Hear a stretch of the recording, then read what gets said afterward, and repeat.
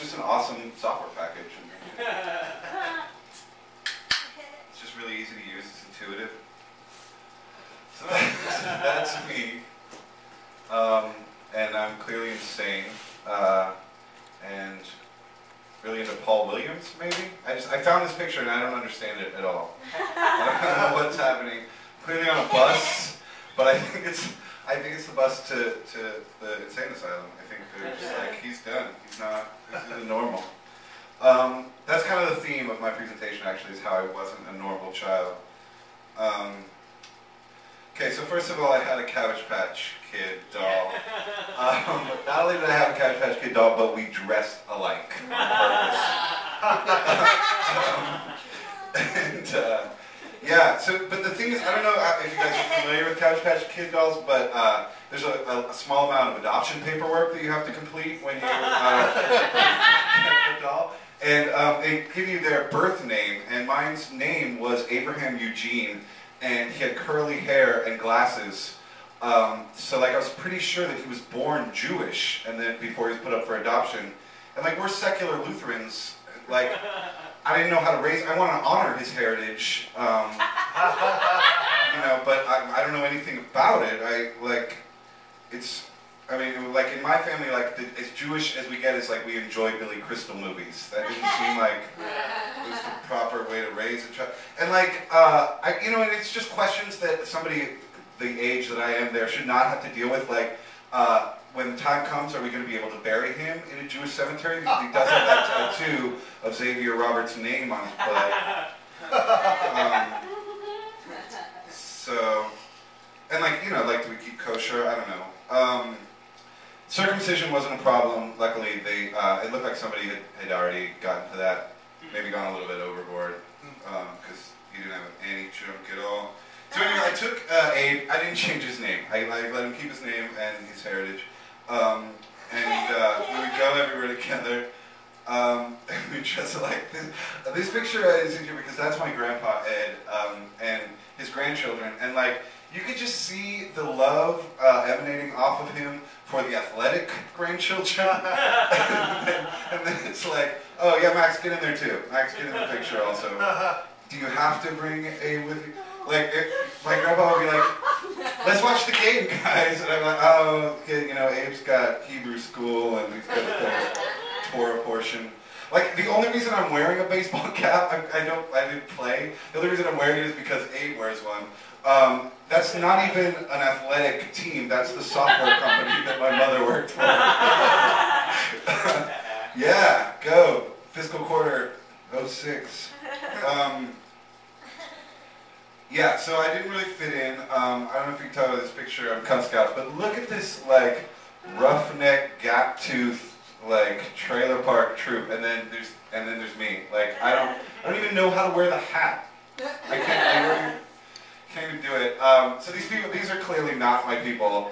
They're, you know, animal torturers and small fire starters. And I was different than that. Like, basically, I was like a 35-year-old man my whole life. So it's really awesome that I'm 35 right now because it's working out. But when I was 10, it did not. This is me excited about getting ties for my birthday. Like, yes! Stripes and checks are the best, Mom. I wouldn't even wear these with anything. Like the reason that I'm excited about the ties is because my mom made me do this thing after school on Fridays called cotillion, where we would go over to Beverly Hills, and like the girls, keep in mind, like 5th, 6th grade, the girls had to wear white gloves and dresses, and the boys had to wear suits and ties. That's me on the end. And they would teach us etiquette and ballroom dancing. And, you know, like how to ask someone to dance, how to cut in, and all that stuff. Every Friday, like, you want to come over and play Nintendo? I have this thing. I have to go to... and they would teach us all the dances, because at Christmas, and also at the end of, the beginning of the summer, they would have these balls, these massive celebrations where you'd take a date, and you'd go, and there'd be a fancy dinner, and you would dance. These were held in, like, nice hotels, or, like, the kind of country club that my son wouldn't be allowed to go to. And so you bring a date. And that's Nadja. Nadja was in my Italian class. And I think probably this is why I wanted to ask her out. Yes. Girl in a digital watch. Hot. But Nadja was like kind of a tomboy and like expressed her affection with like aggression and violence. And so like she would like I would have welts in this part of my shoulder from where she would like dig her nails in, and like this is the proper palm to palm position for ballroom dancing. But she would, when the instructor guy was not looking, she would slip into interlocking fingers so that we'd be playing this silent game of mercy while I'm trying to remember the like heel to 1, 2, 3 polka stuff. Yeah, right?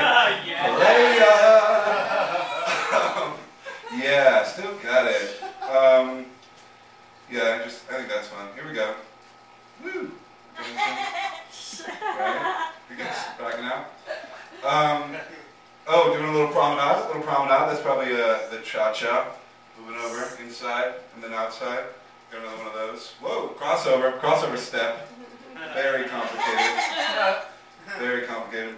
Oh, okay, so then, like, because it's etiquette too, the, certain times they'd be like, okay, now boys and girls, you have to change partners. Like, like in polite society, you don't dance with one person all night.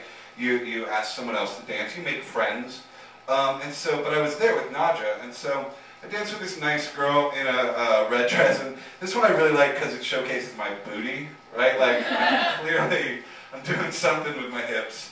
But what's going on there? That's Nadja. That's Nadja, like, not being able to deal with the fact that she's like, I'm going to date a black guy. He's going to love me. This is me with another nice girl, attempting a move, but what's going on there? I will destroy her. So she's terrifying, Nadja. This is the following Christmas ball, and you can see I'm terrified. I'm like, please take lots of pictures, because I don't know how this night's gonna go. I don't know what's gonna happen here. Yeah, that's so I think, and like I'm ending with this one because I think like I'm still terrified of women, and I think this is why. I can trace it back to Nadja. I'm like, you seem nice, and like you clearly like cool things, but I think you're gonna physically hurt me. I think that I'll have to get my mom to ask you in the ladies' room to be nicer to me. That didn't happen. I'm just kidding. Okay, that's all I got, ladies and gentlemen. How about a hand for your hostess with the most